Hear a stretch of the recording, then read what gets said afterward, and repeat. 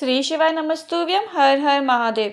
छत्तीसगढ़ राज्य के दंतेवाड़ा की पावन धरा पर गुरुजी पंडित प्रदीप जी मिश्रा द्वारा दंतेश्वरी शिव महापुराण कथा शुरू हो गई है। ये 7 दिवसीय शिव महापुराण कथा जो 7 दिसंबर से लेकर 13 दिसंबर 2025 तक चलेगी। कथा आस्था टीवी और यूट्यूब चैनल के माध्यम से लाइव देखी जा सकती है।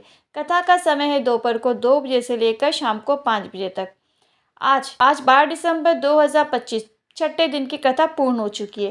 कथा में गुरुजी ने कुल मिलाकर 10 उपाय पत्र और उपयोगी जानकारियाँ दी है। सभी की जानकारी आपको इस छोटे से वीडियो के माध्यम से प्राप्त होगी। आइए शुरू करते हैं।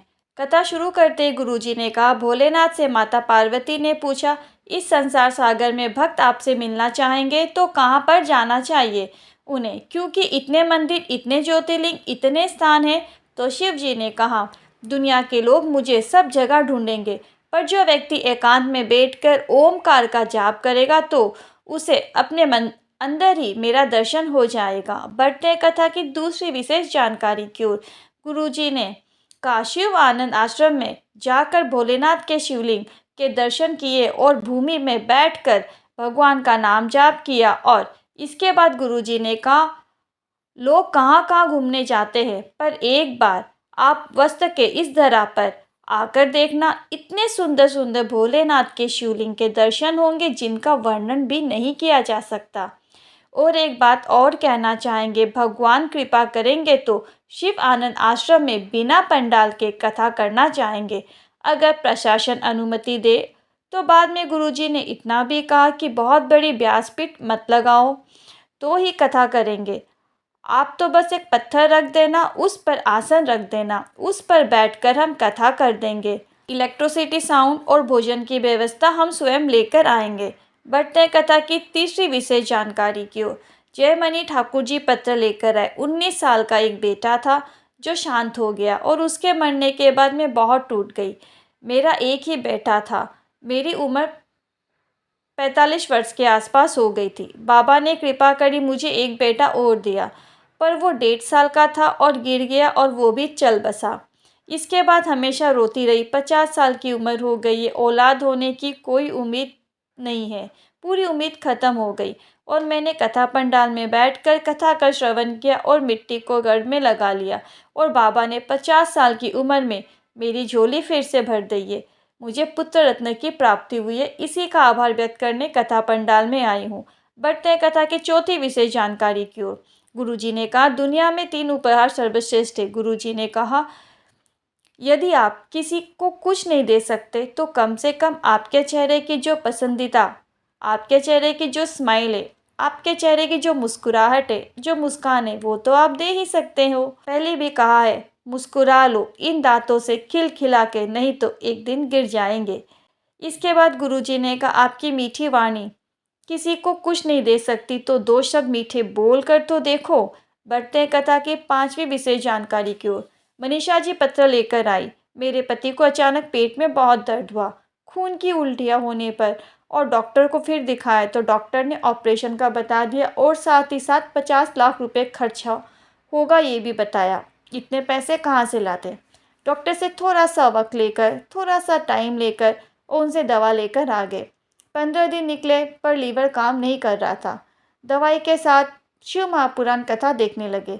रोज जल चढ़ाती, भोलेनाथ के मंदिर जाती, रोज बेलपत्र चढ़ाकर कुंदकेश्वर महादेव के नाम से अपने पति को उस बेलपत्र का आचमन करवाती। पशुपतिनाथ का व्रत भी किया, पंडाल में कथा भी सुनी और 3 माह के बाद फिर से जांच कराई तो डॉक्टर ने कहा ऑपरेशन की ज़रूरत नहीं है। इसी का आभार व्यक्त करने कथा पंडाल में आई हूँ। बढ़ते कथा की छठी विशेष जानकारी की ओर।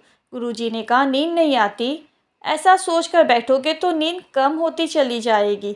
गुरुजी ने कहा, आप तो हाथ में अंजनी में जल लेना और शंकर भगवान की 5 बेटियां जया, विशेरा, सावनी बारी, दोतली, देव, इन 5 बेटियों का नाम लेकर, हाथ में जल लेकर, अंजनी में जल लेकर इन 5 बेटियों का नाम का स्मरण करना और फिर उस जल का आचमन कर लेना। कहाँ मोबाइल साइड में रखना और इसके बाद सो जाना। ऐसी नींद आएगी फिर तो सुबह ही उठोगे। बढ़ते कथा की 7वीं विशेष जानकारी की ओर। गुरुजी ने कहा, आज का इंसान बीमारी से परेशान नहीं है, खुद से परेशान है। सोच कर बैठ जाता है, मुझे कहीं ये बीमारी तो नहीं होगी, मुझे कहीं वो बीमारी तो नहीं हो गई। नेट पर सर्च करता रहता है, मुझे ये बीमारी हो गई है, इसके क्या होगा, और ऐसा हो रहा है तो उसमें क्या क्या होते हैं, क्या लक्षण है, वो खुद ही देखने लग जाता है। दिन भर वो उस बीमारी की चिंतन ही करता रहता है और बीमारी को बुला लेता है। शिव पर विश्वास रखते हुए डॉक्टर की दवाई के साथ मन से खुश रहोगे तो कितना भी बड़ा रोग क्यों ना हो, कितनी भी बड़ी बीमारी क्यों ना हो, वो एक समाप्त हो ही जाती है। बढ़ते हैं कथा की 8वीं विशेष जानकारी की ओर। गुरुजी ने कहा, भूल से भी अगर कोई शिव महापुराण कथा में आकर बैठ जाता है और कथा का श्रवण कर लेता है तो शिव महापुराण के अनुसार शिव कहते हैं, मेरी दृष्टि उस पर पड़ ही जाती है। बढ़ते हैं कथा की 9वीं विशेष जानकारी की ओर। गुरुजी ने कहा, जो शिव भक्त की निंदा करता है वो शिव का द्रोही हो जाता है। इसीलिए यदि कोई शिव का भक्त है तो उसकी निंदा से बिल्कुल बचे, उसकी निंदा कभी ना करे। बढ़ते हैं कथा की 10वीं और अंतिम विशेष जानकारी की ओर। अभी हम बात करेंगे एक ऐसे उपाय के बारे में जो आपको शनिवार के दिन करना है।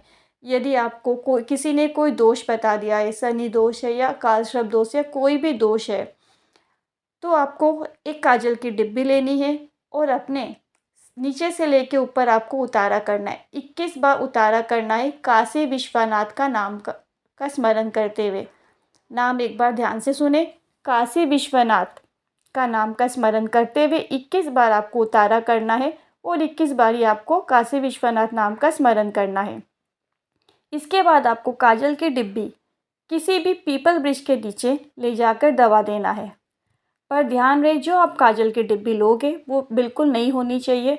आप किसी भी दुकान से, आजू बाजू की दुकान से खरीद कर ला सकते हैं। 5-10 रुपये में छोटी सी काजल की डिब्बी गोल वाली आ जाएगी। आप उसको लाकर ये उपाय ज़रूर करें। किसी भी प्रकार का दोष है, शनिवार के दिन करें, आपको दोष से मुक्ति मिलेगी और आपके कार्य सिद्ध होते चले जाएंगे। आशा करती हूँ, उम्मीद करती हूँ वीडियो पसंद आया होगा। यदि आज के उपाय से जुड़े आपके मन में कोई क्वेश्चन है, कोई क्वेरी है, तो आप कमेंट में टाइप कर पूछ सकते हैं। ये उपाय आपको कल करना है, यानी कि 13 दिसंबर 2025 के दिन ये उपाय ज़रूर करें, शनिवार के दिन करें। मिलते हैं अगली वीडियो में। श्री शिवाय नमस्तुभ्यम। हर हर महादेव।